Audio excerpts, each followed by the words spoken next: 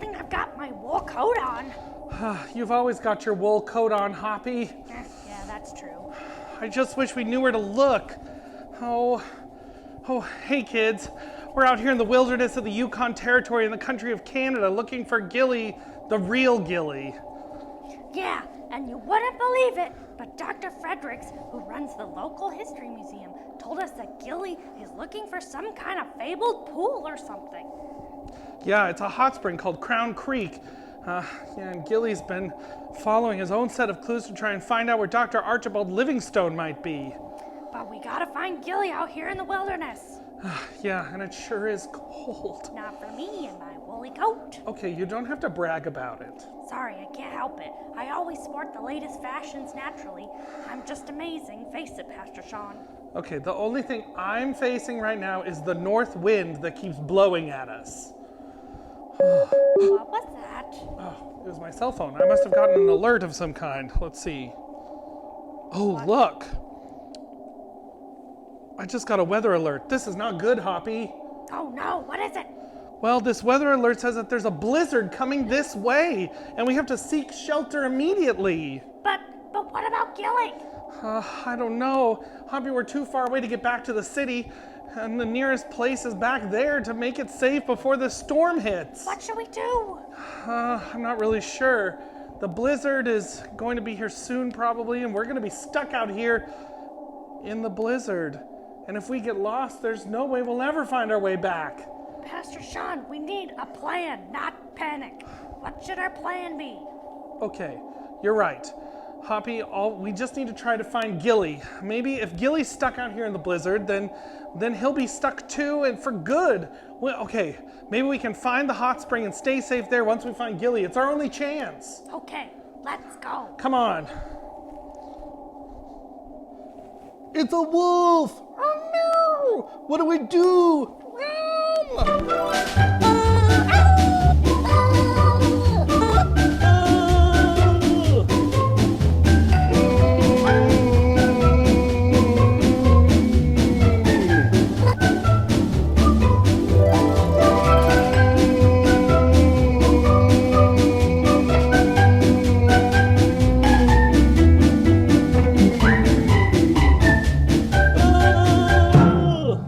We gotta hide somewhere. Where should we hide? Anywhere, somewhere, I don't know. What about in that ice cave over there? Ice cave? What ice cave? Over there. Oh, that ice cave. Come on.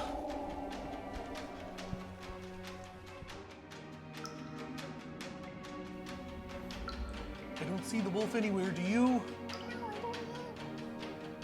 Maybe we're safe.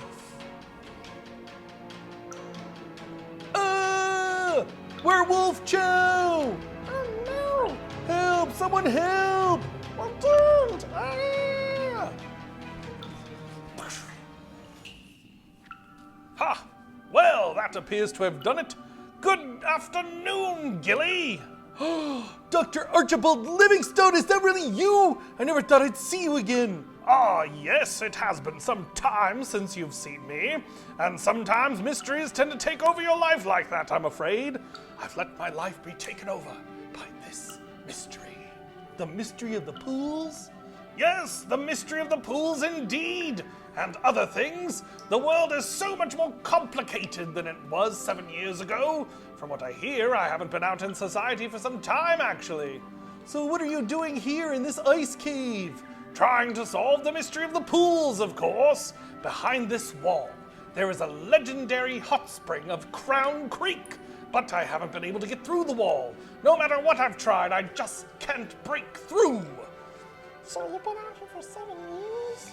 More or less. I have a cabin nearby, but I'm afraid we're not going to be able to make it to the cabin in time. In time? What do you mean? I mean that there's a blizzard coming. A bad one. There's no way we'll be able to get back to my cabin in time. Uh-oh, SpaghettiOs. A blizzard? Is that like a sandstorm? Yes, but with snow instead of sand. We're safest in this cave for now. Dr. Livingstone, we've been searching for you, and ever since we've been searching, we've also been looking for someone named Maria. She's a librarian and left your name as the only clue to her disappearance. sense. Any idea where she might be? Maria? I'm afraid I don't know a Maria. Who's a librarian? Oh no, but she left your name on the clue. Why would she do that if you didn't even know her? Let me see, a Maria. Perhaps I've merely forgotten. Perhaps it will come back to me at some point. If you can't remember, then I don't know what to do. Maria's been missing from the library for days now. Yes, that does seem to be a problem. Yes, Dr. Livingstone, one other question. Why are you trying to find all these pools for? Well, you see, the pools are very important. I believe that just like the pool of Bethesda, there may be more pools as well as that. In fact, there's another pool mentioned in the Gospels. It's called the Pool of Siloam. Siloam? Yes, the Pool of Siloam. It's mentioned in John chapter 9. Tell us about it, Dr. Livingstone. Well, yes, I believe my old friend, Pastor Shaun, told the story once. Let me see if I can remember.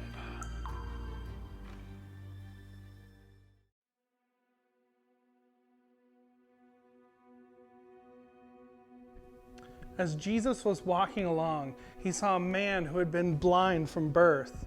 And the disciples asked, "Rabbi, why was this man born blind? Was it because of his own sins or his parents' sins?" And Jesus replied to the disciples and said, "It was not because of his sins or his parents' sins. This happened so the power of God would be seen in him. We must quickly carry out the tasks assigned us by the one who sent us. The night is coming, and then no one can work. But while I am here in the world, I am the light of the world." Now this man was standing there as Jesus came up, and Jesus spit on the ground. And then he made mud with the saliva, and he spread the mud over the man's eyes. And he told him to go and wash his eyes in the pool of Siloam. And the man went. Siloam is a word that means sent. And after he came back after washing his eyes in the pool, he could see. And his neighbors and others who knew him as a blind beggar spoke to each other, and they said, "Isn't this the same man who used to sit and beg?" And some said, yes, it is." But others said, no. He just looks like that man." But the beggar said, "No, yes, I am the same one." And the people said to the man, "Well, who healed you? What happened?" And the beggar said, "The man they called Jesus made mud and spread it over my eyes and told me, 'Go to the pool of Siloam and wash yourself.' So I went and washed, and now I can see." And all of the people were asking, "Well, where is he now?" And the beggar just replied to them and said, "Well, I don't know." Now, they took the man who had been born blind to the Pharisees because it was on the Sabbath day that Jesus had made the mud and had healed the man. And the Pharisees asked this man all about it. They wanted to know what happened and where and who and why and how. And the man said, "Well, he put the mud over my eyes, and when I washed it away, I could see." And the Pharisees said, "This man, Jesus, is not from God because he's working on the Sabbath." And other Pharisees said, "But how could an ordinary sinner do such miraculous signs?"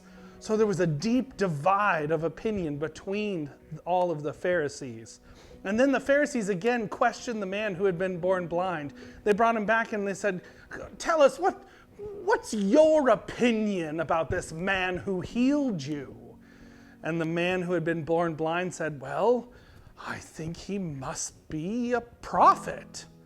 Now the Jewish leaders still refused to believe that this beggar had been born blind and could now see. So they decided to call for his parents.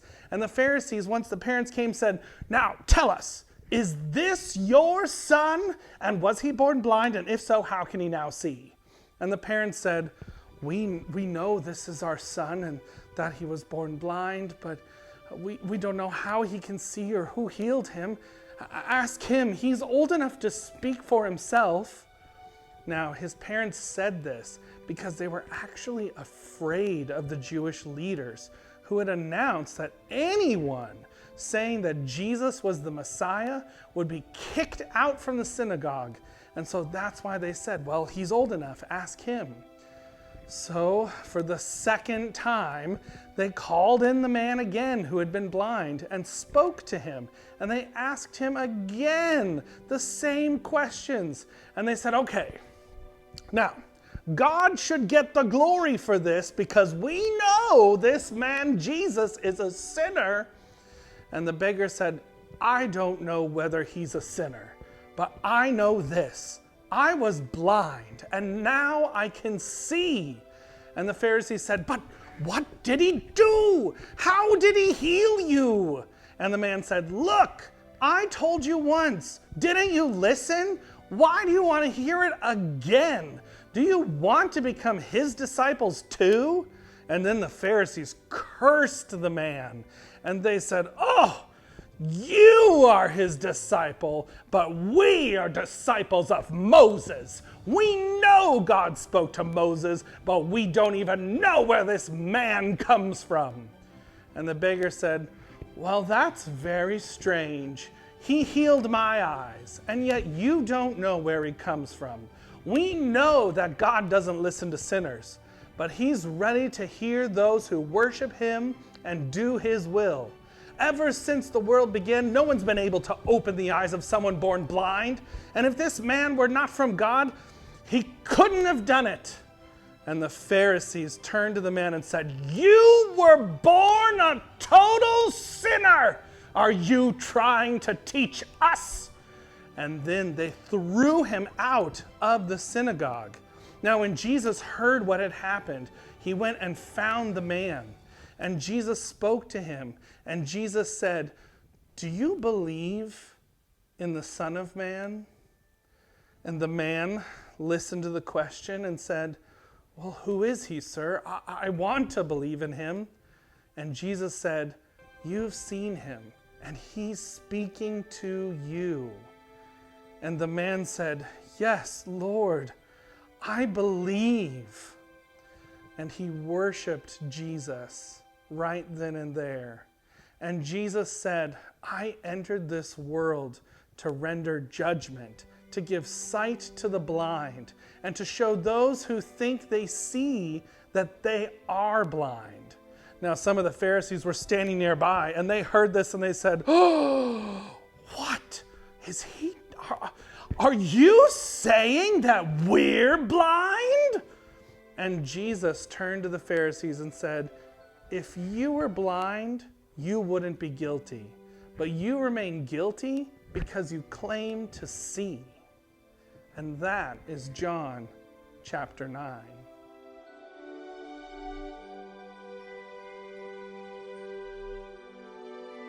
So you see, Jesus healed that man who had been born blind. Some people thought that he was blind because he must have been doing something wrong at some point in his life. But that's not how God works. God doesn't send something on a person like that. In fact, Jesus said that the reason he was blind was so that God's power could be seen in it. Terrible things happen all the time in the world because the world is broken by sin.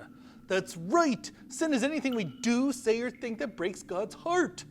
Yes, and because the world has been broken by sin, it's longing for the day when everything is made right again. But only God can make things right.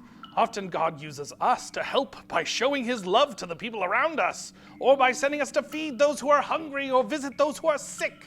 But one day, God is going to make everything right for good, and that's the day we look forward to. Whoa, isn't that so exciting, Skipper? Skipper? Where'd he go? Perhaps he's explored farther into the cave. I'll go see if I can find him. All right. Skipper, are you back here somewhere? Hello. Oh, Skipper, there you are. What are you doing back here in the dark? Well, so you find Dr. Archibald. Yes, we did. Where are you? I'm so sorry, Gilly, but I'm not allowed to let you find Dr. Archibald. What do you mean? I mean, it's time for you to say goodnight. Ooh. Okay, I did it. You can come out of hiding now. Good work, Skipper. Now all we have to do is get rid of Dr. Archibald. He's the last one who could foil our plans. How do we get rid of him? I have a plan. Trust me, soon the dear old doctor will be lost in the blizzard, and no one will ever find him again. Ha ha ha ha ha! Take this camel away. Dr. Archibald, I can't find Skipper anywhere. I think he went out into the blizzard. What do we do? That is not good. I better go find him before it's too late. Stay here, Gilly. Oh, we'll stay here. Right here. Isn't that right, Skipper? Don't worry. Not even the great Dr. Archibald Livingstone could find his way through that blizzard. Now come on, Skipper. We have to find that hot spring before she does. Hurry! Hoppy, the wind, it's getting worse. Pastor Shaun, we just gotta make our way through the storm. I know, but Gilly, where is he? Gilly! Gilly! Hey! Where did that camel get to? I don't know, Pastor Shaun. We have just gotta find him. Gilly! Gilly! Gilly! Gilly! Pastor Shaun, What? look over there. A cottage of some kind. Maybe we can find shelter there. Good thinking. Let's go, come on. Brr, it sure is cold out there, Hoppy. I'll say. Pastor Shaun, who do you think lives in this cottage? I don't know. There's like old maps and camping gear, and it looks like someone's been living here for a while. Let's see. Wait a minute. Hoppy, I'd recognize this handwriting anywhere. This is Dr. Archibald Livingstone's handwriting. Hoppy, this must be where Dr. Archibald's been all this time. So where is he now? I'm not sure, but he's got to be around here someplace. He had this map on the table.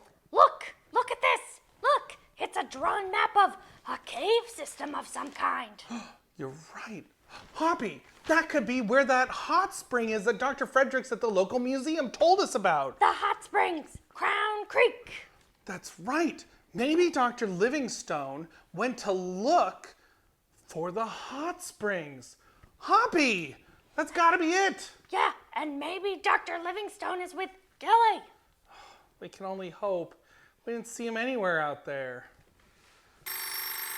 Oh, the phone, it's ringing. Should we answer it? I don't really see why not. I mean, who would be calling Dr. Livingstone all the way out here? Hello? Well, hello there, Gumshoe. You? What do you want? And why are you calling this number? Because the game's almost over, Gumshoe, and it's time for you to find out the truth. The truth? What are you talking about, the truth? Remember Maria, the librarian? Yes? What about Maria the librarian? What about her? Well, let's just say that she's in a do-or-don't situation. If you can bring me a jar of water from the Crown Creek, then I'll tell you where I've hidden Maria. But if you don't, then Maria won't ever put books on a shelf again.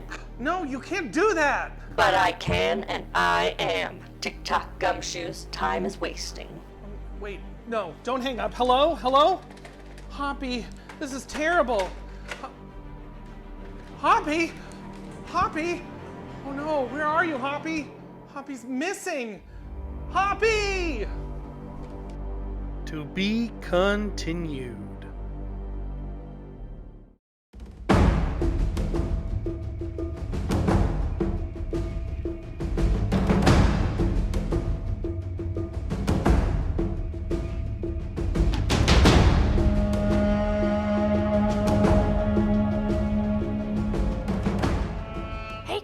There's only one more episode of Discovery Season 1.